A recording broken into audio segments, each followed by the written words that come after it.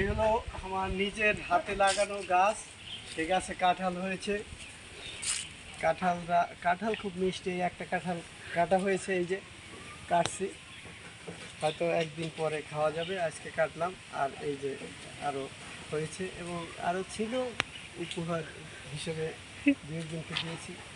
এগুলো জামরুল গাছ, লাল লাল বড় বড় থাইল্যান্ডের জামরুল। এই জামরুলগুলো সে অনেক মিষ্টি, অনেক মিষ্টি, কী বলবো।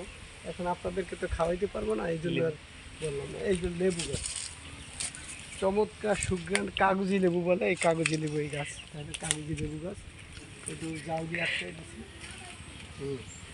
কাগজি লেবু গাছ, এই গাছটা নিশ্চয়ই চেনেন। এটা হলো, এটাকে বলে গাব গাছ।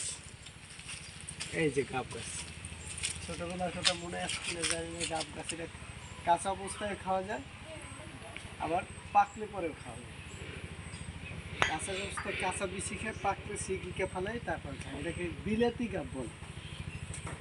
বিলেত থেকে আসছে কিনা জানি না, কিন্তু মুরব্বীরা বিলাতি গাব বলতো, ওই হিসাবে আমি গাব গাছটাকে চিনি। এই হলো অবস্থা। তারপরে এই যে একটা, এটা কেউ চিনতে পারতেছেন কিনা দেখেন তো, কেউ চিনেন কিনা। কত সুন্দর সুন্দর দেখেন, কদিন পরে ফল হবে।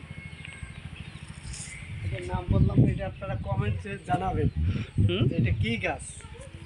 এই গাছটা কী গাছ, এটা আপনারা কমেন্টস করে জানাবেন যে এই গাছটা কী গাছ হতে পারে। এত সুন্দর ফুল হয়েছে, বেলি ফুলের মতো সাদা ফুল। এই যে একটা জাম গাছ, কালো জাম বলে, যেটা বড় বড়